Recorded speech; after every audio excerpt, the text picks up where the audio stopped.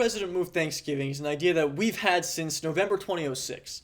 After most of Omega 35 had been shot, we were sitting in Alejandro Kontorovsky's apartment, and we were researching the history of Thanksgiving football, and that's when we first came across the mentionings of Franksgiving, and we didn't have any idea of its existence before. So we all thought it would be a good idea for a short, and we figured we could do it after we graduated from UCF in the spring.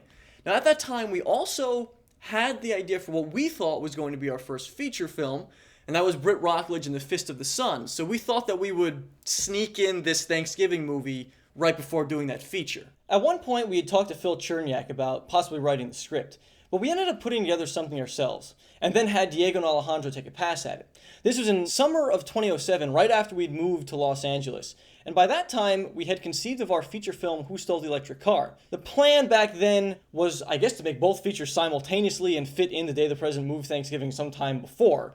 It was obvious that was never really going to happen, but then Electric Car took over everything anyway. Britt Rockledge was scrapped. The Day the President Moved Thanksgiving was lingering there somewhere. We knew we wanted to make it eventually. Once we finished Who Stole the Electric Car in early 2009, we shifted focus entirely to developing the feature film Space Lasers. But what I really mean is waiting for nothing to happen for the feature film Space Lasers. So then it wasn't even until spring of 2010 that we decided to do short films again at all.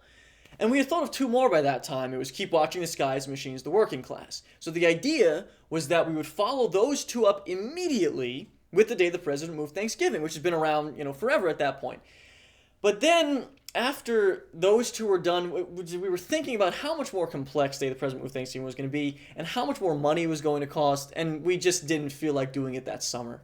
We had been in talks for a little while with Tom Barry and other people about doing an action film in the Dominican Republic, and that came very close to happening. But Space Lasers was also still very much on our minds, so after the Dominican movie fell through, we had the brilliant idea to indefinitely just work on Space Laser shots until we got the money to make the movie. Now this lasted until spring of 2011, and it resulted in the Space Lasers visual effects reel. But it did not result in Space Lasers. So we were pretty burnt out on Space Lasers at that time, and it was obvious that the funding was not coming in anytime soon. So we decided it was finally the right time to make The Day the President Moved Thanksgiving. The script had already evolved since '07, but we really took a look at it again, made it, added much more things, made it much wackier, less based on actual history. And then while we were working on Andrew Jones's Dr. Glamour, we decided we would try a fundraising campaign on Indiegogo.com by creating this pitch reel with the help of Emily Pies and Katie Wu. Following the colossal failure of their latest feature film, the duo was cast out of Hollywood. Forced to live in exile for years, the brothers scoured the globe looking for the perfect one-reeler to put them back on top.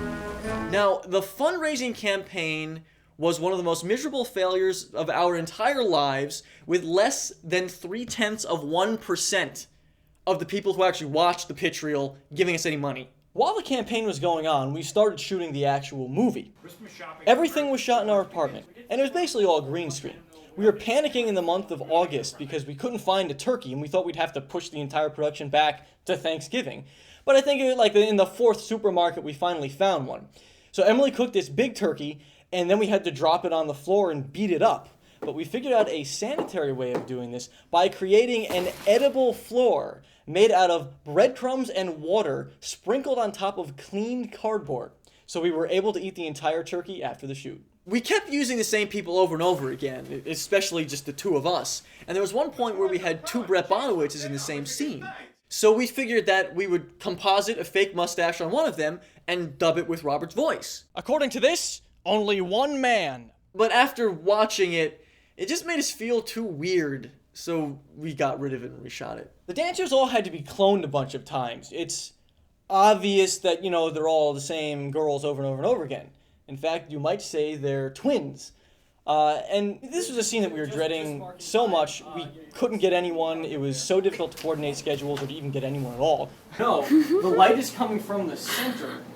So it appears like it's coming from a different direction because the light's coming from the center and they're flanking the light. So then she should do the same thing. She should do the same exact thing.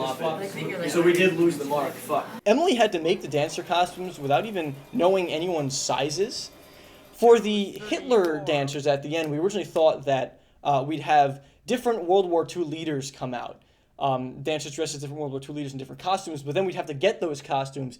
And, to make a Mussolini costume or a Stalin costume or a Hirohito costume, that was a little too much for us. We also thought that we'd have FDR stand up and start marching at the end. That was shot, but eventually we decided against that.